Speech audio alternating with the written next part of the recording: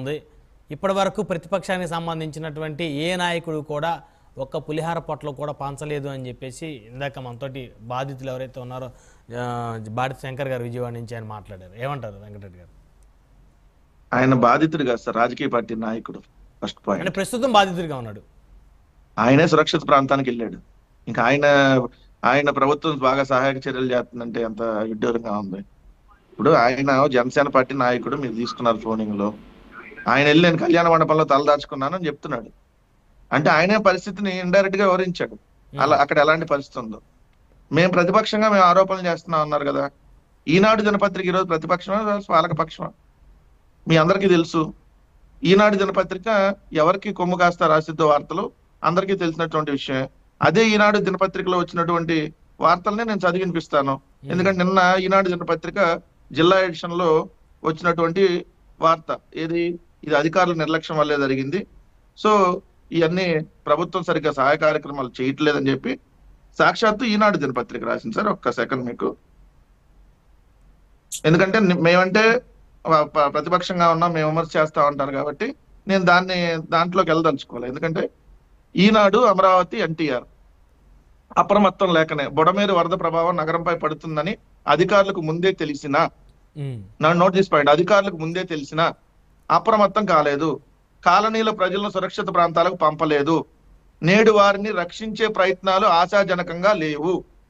ఓవైపు వాననీరు నిలిచిపోగా మరోవైపు వరద పోటెత్తి చాలా కాలనీలు మునిగిపోయాయి.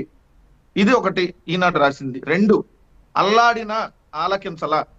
వరద బాధితులు తమను రక్షించాలని మొరపెట్టుకున్న అధికారులు అంతగా స్పందించడం లేదనే విమర్శలు ఉన్నాయి.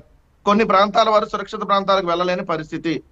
పాత రాజేశ్వరిపేటలో అనారోగ్యంతో చిన్నారి ఆ కుటుంబంలో చిక్కుకుపోగా రాత్రి వరకు రక్షించే నాదుడే లేడు. దేవీనగర్ లో మరో కుటుంబం ముంపులో చిక్కుకుపోగా సాయం కోసం కంట్రోల్ రూమ్ కు సమాచారం ఇచ్చినా ఫలితం లేదు. ఇంకొకటి, ఏడాది బాబుకు పాలు లేవు. ఎప్పటి నుంచో చూడండి సార్, శనివారం ఉదయం నుంచి పాల సరఫరాలు రావట్లేదు. మాకు 2 పిల్లలు, సింగనగర్ పైపుల్ రోడ్డు విక్రమ్ పబ్లిషర్ ఎదురుగా ఇంట్లో ఉన్నాం. మా ఇంటి కింద అంతస్తు మునిగిపోయింది. ప్రాణాలు రక్షించుకునేందుకు మా ఏడాది బాబుతో మొదటి అంతస్తులో ఉన్నాం. శనివారం ఉదయం నుంచి పాల సరఫరాదారులు రావడం లేదు. బయటికి వెళ్ళలేం. దగ్గరలో ఏమీ దొరకట్లేదు. బాబు గుక్క పెట్టి ఏడుస్తున్నాడు. అందరికి ఫోన్ చేసినా ఫలితం లేదు. అధికారులు స్పందించాలి. మాచర్ల యశ్వత్, అనూష దంపతులు. ఇవన్నీ ఈనాడు పత్రికే సార్. మరి ఈనాడు రోజు చంద్రబాబు నాయుడు గారు బ్రహ్మాండంగా ఉన్నారు, బ్రహ్మాండంగా పనిచేస్తున్నారని బాకా కొట్టి ఈ రోజు కూడా రాసినటువంటిది జిల్లా ఎడిషన్ లోకి వచ్చేటప్పటికి వార్త రాసింది ఇలాంటి. అంటే ఇప్పుడు మీరన్ని విజువల్స్ చేస్తున్నారు, చాలా సహాయ చర్యలు బ్రహ్మాండంగా పాల్గొంటున్నట్టుగా. ఎంత ఆర్తనాదాలు వినపడుతున్నాయి. ఇప్పుడు వరదలు రావటం సహజం, దాన్ని ఎవరు రాజకీయం వరదలు వస్తున్నప్పుడు ఆ వరదలకు సంబంధించి ఎక్కడెక్కడ ముంపు ప్రాంతాలు ఉంటాయి అనే దాని మీద ముందు అప్రమత్తం చేసి వాళ్ళే సురక్షిత ప్రాంతాలకు తరలించాలి. అప్పుడు ఆస్తి నష్టం జరగకుండా, ప్రాణ నష్టం జరగకుండా ఉంటది. కానీ ఇది అధికారుల నిర్లక్ష్యము, ప్రభుత్వ నిర్లక్ష్యం పూర్తిగా. ఎందుకు అంటున్నాం ప్రభుత్వం పూర్తిగా నిర్లక్ష్యం అని? మీరు ఒకేసారి 11 గేట్లు అర్ధరాత్రి ఎత్తటం వల్ల, బుడమేరుకు సంబంధించినటువంటిది ఆ వెలగలేరు 11 గేట్లు ఒకేసారి ఎత్తటం వల్ల జరిగినటువంటిది ఇది తప్పిదం. అదే మీరు ఇదిగోండి మేము గేట్లు ముందు వస్తున్నాం అని చెప్పి అక్కడ ఉన్నటువంటి లక్షలాది మందిని మీరు సురక్షిత ప్రాంతాలకు, మీరు అన్నట్టుగా కళ్యాణ మండపాలకు, స్కూళ్ళకో లేదంటే కాలేజీలకో అలా సురక్షిత ప్రాంతాలకు తరలించి వదిలితే ఇప్పుడు ఇటువంటి దుస్థితి వచ్చేది కాదు కదా. 3-4 రోజుల నుంచి వాళ్ళకి తిండి, వాళ్ళకి సంబంధించినటువంటి ఫుడ్ ప్రభుత్వమే చెప్పిద్ది, మేము ఒక 25,000 ప్యాకెట్లు వండుతున్నామని. అక్కడ ఉన్నదేమో దాదాపుగా 5 లక్షల మంది. 25,000 ఆహార పొట్లాలు 5 లక్షల మందికి సరిపోతాయా? వాళ్ళు ఎక్కడికి వెళ్ళి తెచ్చుకోవాలి? పాలు దొరక పిల్లలు అల్లాడుతా. మొన్న చంద్రబాబు నాయుడు గారు అర్ధరాత్రి పర్యటన అని చెప్పి వెళ్తే, సార్ ఇప్పుడు ఒక ముఖ్యమంత్రి పర్యటన అంటే మీకు తెలుసు, దానికి సంబంధించి ఆయనకే ఒక 20 పడవలు కావాలి. ముఖ్యమంత్రి సెక్యూరిటీ, మళ్ళీ మీడియా వాళ్ళు, అక్కడ ఉన్నటువంటి స్థానిక అధికారులు, మళ్ళీ స్థానిక నాయకులు. అదే పడవలతో ప్రజలను తీసుకెళ్లొచ్చు కదా. మీరు కలెక్టర్ ఆఫీస్ లో కూర్చొని మానిటరింగ్ చేయొచ్చు. మీరు 24 గంటలు అక్కడ ఉంటున్నాం అని చెప్పి ఈయనే జేసీబీ ఎక్కుతాడు, ఈయనే బోట్ ఎక్కేస్తాడు. అసలు ఈయనే ఆహార పొట్లాలు మొత్తం ఈయనే పంచుతున్నాడు. రాకపోతే రాలేదంటారు కదా వెంకటరెడ్డి గారు. ఎప్పుడు రావాలో అప్పుడు ఉన్నాడు. సహాయ చర్యలకి రావటం వల్ల అడ్డంకి తప్ప ఏముండదు. అక్కడ మానిటరింగ్ చేయొచ్చు. ఎందుకంటే మీ ఇల్లు ఆల్రెడీ మునిగిపోయింది కాబట్టి కరకట్ట ఇంటి నుంచి మీరు ఆల్రెడీ కలెక్టరేట్ కి షిఫ్ట్ అయ్యారు. సో కలెక్టర్ ఆఫీస్ లోనే మీరు ఇప్పుడు నివాసం ఉంటున్నారు అన్అఫిషియల్ గా. ఎందుకంటే ఫ్యామిలీని ఆల్రెడీ పంపించేశారు కాబట్టి ఇక్కడి నుంచి హైదరాబాద్ కి. మీరు ఉంటుంది కలెక్టర్ ఆఫీస్ లో, అక్కడి నుంచి మానిటరింగ్ చేయొచ్చు. నేనే 5 నిమిషాలకు వచ్చి నేనే ఇక్కడ మొత్తం అందిస్తున్నాను, నేనే వాళ్ళందరికీ పాల ప్యాకెట్ ఇస్తున్నా, నేనే వాళ్ళందరికీ ఆహార పట్టాలు ఇస్తున్నా, ఇది ఇది కాదు కదా చేయాల్సింది. మీకు అంత విజువల్స్ కనపడతా ఆల్రెడీ 12 అడుగులు 13 అడుగులు లోతు అంత ఎత్తులో నీరు ప్రవహిస్తా ఉంటే సహాయ చర్యల కోసం అల్లాడుతా బోట్లు, ప్రైవేట్ బోట్లు వాళ్ళు 10,000 అడుగుతున్నారు, కొన్ని బోట్లు వాళ్ళు 5,000 అడుగుతున్నారు అని చెప్పి మనకి అక్కడ పబ్లిక్ బైట్స్ మీ అన్ని ఛానల్స్ బ్రహ్మాండంగా పనిచేసింది. అది వాస్తవం, దాన్ని నేను అగ్రి అవుతా.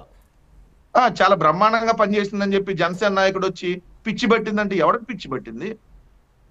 ఎవరికి పిచ్చి పెట్టి వాగుతున్నారు అలాంటి మాటలు?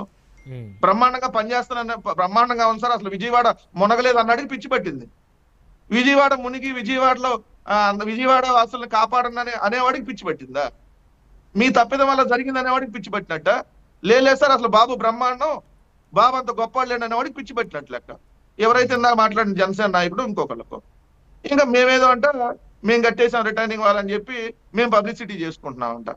అరే ఉన్న వాస్తవమే చెప్పాం, ఉన్న వాస్తవ కృష్ణలంక రిటైనింగ్ వాళ్ళు కట్టింది జగన్మోహన్ రెడ్డి గారి ప్రభుత్వం. జనసేన నాయకులు బాడి శంకర్ గారు ప్రజారాజ్యం ఎమ్మెల్యే యలమంచిల రవి గారు దానికి ముందు అంకురార్పణ చేశారు. ఇప్పుడు ఇంకా నయ్యంలే ఎప్పుడో ఇంకా రామారావు గారు చేశారని చెప్పలేదు, సంతోషం. ఆయన జనసేనలు కాబట్టి ప్రజారాజ్యం అంటే డబ్బా కొట్టుకోవడం కదా. 2021 మార్చి 31 జగన్మోహన్ రెడ్డి గారు దానికి శంకుస్థాపన చేశారంటే 2021 మార్చి 31 కృష్ణలంక రిటైనింగ్ వాళ్ళకి శంకుస్థాపన చేసిన జగన్మోహన్ రెడ్డి గారు ఓపెన్ చేసింది 2024 మార్చి 12న ఓపెన్ చేసాం. అంటే మేము అధికారంలో ఉన్నప్పుడు శంకుస్థాపన చేసి మేము దాన్ని 2.26 కిలోమీటర్ల కృష్ణలంక రిటైనింగ్ వాళ్ళని మేము పూర్తి చేసి, ఎందుకు మీకు తెలుసు కృష్ణలంక రిటైనింగ్ వాళ్ళు ఎక్కడ ఉందో, అట్లా మనం ఆ బ్రిడ్జ్ అమ్మటి వెళ్తుంటే కనపడతా ఉంటుంది లెఫ్ట్ సైడ్. సో దాన్ని జగన్మోహన్ రెడ్డి గారే శంకుస్థాపన చేసి జగన్మోహన్ రెడ్డి గారే దానికి సంబంధించి 126 కోట్ల రూపాయలు ఖర్చు పెట్టి మళ్ళీ అక్కడ ఇంకో పార్క్ కూడా కట్టి ఎంత చేస్తే అంటే మేం చేయలేదు వాళ్ళు సరే మీరు డబ్బా కొట్టుకుని మీరే చేశారని డబ్బా కొట్టుకుని మేము కాదంటలేదు కదా, ప్రజలకు వాస్తవాలు తెలుసు కదా ఎవరేం చేశారనేది. సో బ్రహ్మాండంగా పాలు అందుతున్నాయి, బ్రహ్మాండంగా అసలు ఎవరికి అరే మీ నాడు పత్రిక రాసింది రోజు మీరు ఇంద్రుడు చంద్రుడు వీరుడని పొగిడే మీ పత్రికే ఇదంతా నిర్లక్ష్యం వల్ల రాసింది. కృష్ణానది 12 లక్షల వరద వచ్చినా అక్కడే ముంపు జరగలేదు సార్. ఎక్కడ జరిగింది? బొడమేరుకు సంబంధించినటువంటి మీ ఇష్యూ వల్ల జరిగింది. అదేమంటే అదంతా కబ్జాలు చేశారంట. ఏం గుడ్డిగాడికి పళ్ళు అవుతున్నారా? మేము కబ్జా చేస్తుంటే ఆ రోజు మరి మీరందరూ 3 పార్టీలు అంటే వారు ఏమన్నారంటే జగన్మోహన్ రెడ్డి గారు అధికారంలో ఉన్నప్పుడు గౌతమ్ రెడ్డి గారు పెద్ద ఎత్తున కబ్జా చేశారని మాట్లాడారు.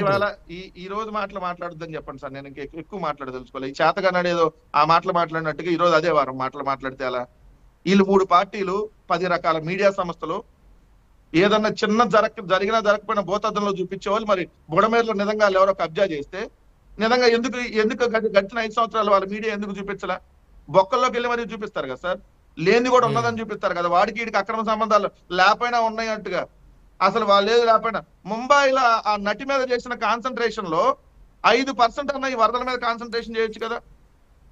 వరదల మీద కాన్సన్ట్రేషన్ చేయక ఇప్పుడు వచ్చి కానీ మేము ప్రతిపక్ష నాయకుడిగా ప్రజల తరపున వెళ్తాము, వెళ్ళిన వాస్తవాలు వాళ్ళు తెలుసుకుంటాము, అది మా రెస్పాన్సిబిలిటీ. అది అంటే ఇంకోటి కూడా అండి, ఇప్పుడు ఎక్కడైనా విపత్తు జరిగితే పార్టీలకు అతీతంగా అందరూ కూడా అవకాశం ఉన్నంత వరకు ఏదో సేవా కార్యక్రమం చేస్తారు.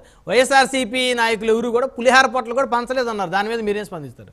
జనసేనలకు పంచుంటారు లేదు సార్, జనసేన నాయకుడికి తీసుకెళ్లి ఆయనకి ఇచ్చుంటారు. శంకర్ గారికి పులిహార పొట్లం ఇచ్చుంటారు. శంకర్ గారికి పులిహార పొట్లం ఇవ్వలేదని చెప్పి ఇప్పుడు మేమేం చేయాలి? ఆయనకి ఇప్పుడు ఆయనకు పులిహారను ఆయనకు దద్దోజనం పెడితే కూర్చోలేరు కదా. అక్కడ ఉన్నటువంటి స్థానిక నాయకులు ఎంత మేరకు అందించాలో అనేక సేవా సంస్థలు కూడా అందిస్తున్నాయి. నాట్ రాజకీయ పార్టీలు సార్, రాజకీయ పార్టీలు ఒకటే కాదు, సేవా సంస్థలు ఎవరికి తోచిన వాళ్ళు 100 పొట్లాలు అందించే వాళ్ళు 100 అందిస్తారు, 1000 అందించే వాళ్ళు 1000 అందిస్తారు. ఒక ప్రభుత్వమే చేస్తే ఇది అవ్వదు, అందరూ చేయాలనే కోరుకుంటారు ఎవరైనా. ఎందుకంటే అందరూ చేస్తేనే ఇంత పెద్ద విపత్తు నుంచి బయటకు రాగలుగుతాం. కానీ ఇంత విజయవాడ మునగటానికి చాలా నిర్లక్ష్యం కారణం అంటున్నాం. అది మీరు రాత్రిపూట గేట్లు ఎత్తేటప్పుడు పొద్దున్నే నీళ్ళు వచ్చేదాకా జనాలకు తెలియదు మీరు గేట్లు ఎత్తారన్న సంగతి.